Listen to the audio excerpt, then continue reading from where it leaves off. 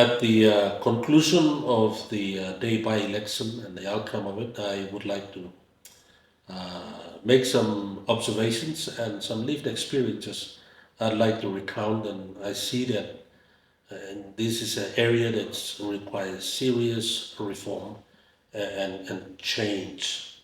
And that is in the area of election management or election governance. The way the elections are run is so dysfunctional and disorganized and so costly that I don't think we will ever change this country if we do not fix this area. I've observed it from a distance, but now having experienced it firsthand as a contestant in the election, I see that there's a lot of things that needs to change. I've seen the constitutional rights of individuals have been deprived by few individuals. I've seen a lot of corruption at play. I've seen a lot of hands at play. I've seen few individuals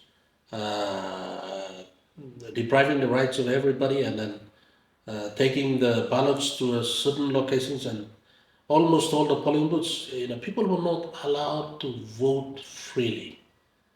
And there was no free and fair election. And I'm not saying it as a, bitter about my loss and all of this. No. I see that this experience gives me an insight to make this comment as someone who has been involved in the governance, good governance area, someone who has been involved in transforming institutions. I see that the election management and governance of it needs serious paradigm shift.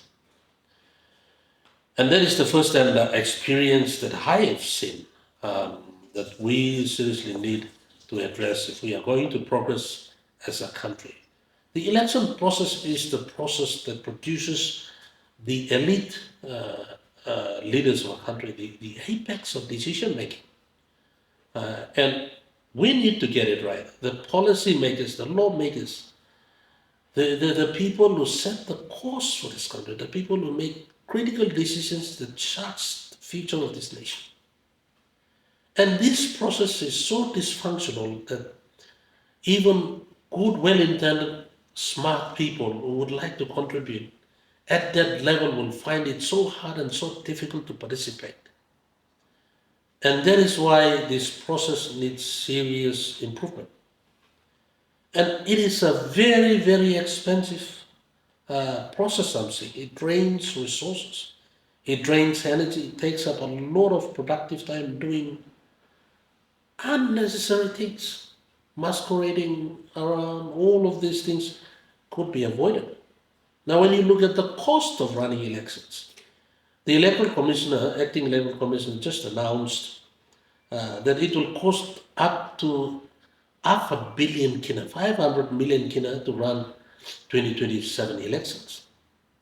And that money, I believe that it's just to run the elections, but they are after costs like IACA bills and allowances and accommodations and litigations that go with it that goes up to hundreds and hundreds of millions of taxpayer money that is being wasted or spent on running expensive elections.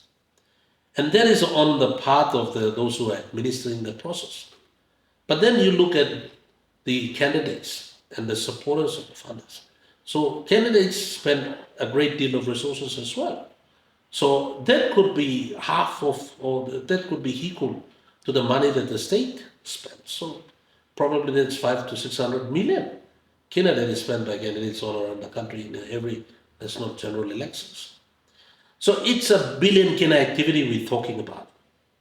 It's a billion kina activity we're talking about. So it is a very expensive exercise that is being carried out, but it is so dysfunctional and costly. See, and then after the elections, you look at election petitions, not only this cost you're looking at. Election petitions, and I will give you some statistics about election petitions. In 2012, 105 out of 11 seats ended up in the Court of Disputed Returns. In 2017 national general elections, 87 out of the 111 seats ended up in the Court of Disputed Returns. They filed election petitions. And then in 2022, 102 out of 118 seats ended up in court. So the entire election process, about 86% of the entire election process is fraught with controversy. It is being challenged. It is being disputed. What does that tell you? It is a serious indictment that something is seriously wrong in the election process. And it costs the poor losing candidates a lot of money to pay lawyers and all the costs associated with running a litigation. I know as a lawyer. And then all the cost, the judicial time that is committed in running election petitions, the tension, the anxiety, and all of these things, and the cost to the Electoral Commission to also defend all of those election petitions. So when you look at it, it is a very, very costly exercise. We don't get it right. We rarely get it right because 86% of all our elections are hard to challenge. So far, if you look at the last 3 national general elections, they've all been brought into dispute.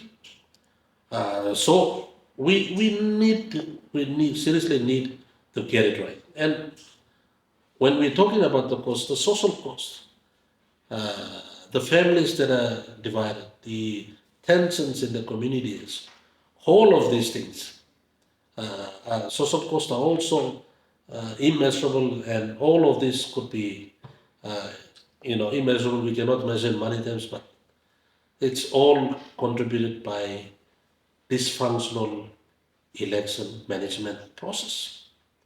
And I think this requires a serious reform. All of this cost we're talking about, the billion kina activity we're talking about, all of this could be avoided. The tensions, the fact that people are not given an opportunity to vote, all of these things could be avoided if we simply introduce digital technology.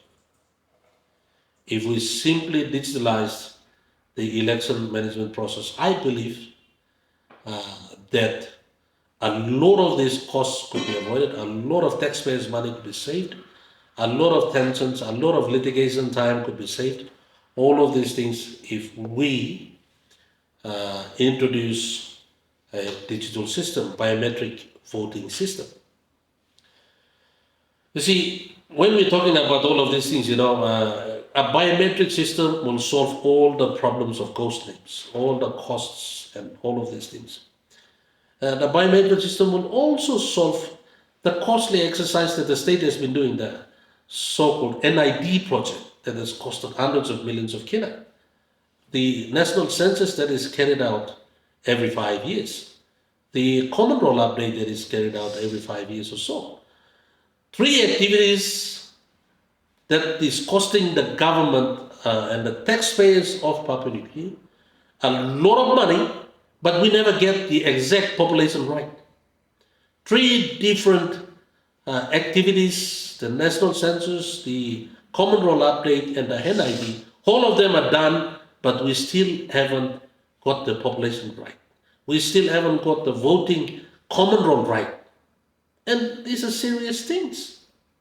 All of this could be avoided and resolved by digitalizing, by introducing digital technology. So if we introduce a biometric system, then it will solve all these problems. So let me give you an example about India. India has almost 1 billion population, but the voting population is about 800 million.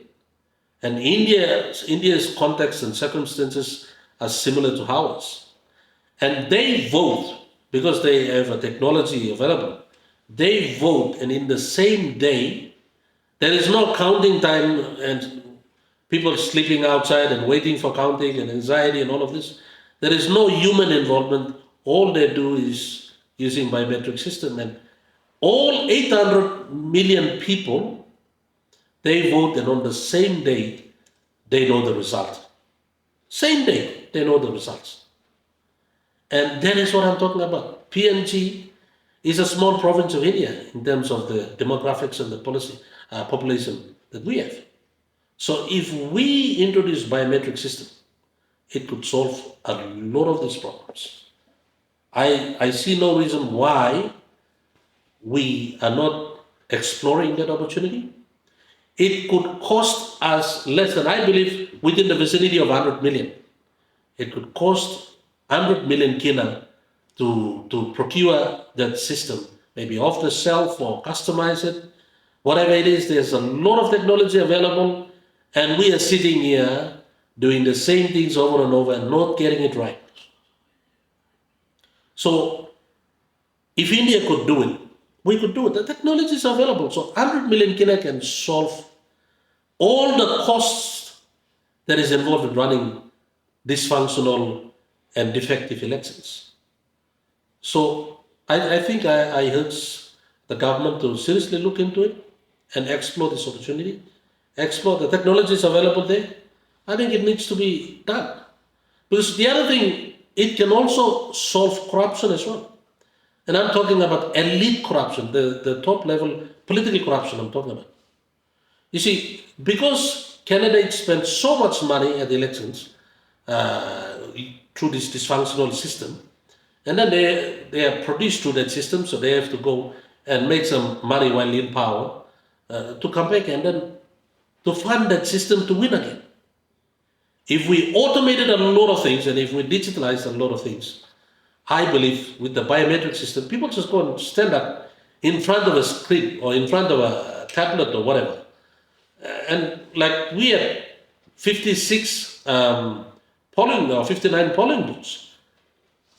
It's just, it requires the 59 tablets or 59 screens or 59 gadgets where individuals can line up and the biometric system is there, the fingerprints or the facial recognition authenticated, and all they do is they just press the first photo of the first candidate, the second preference and the third preference.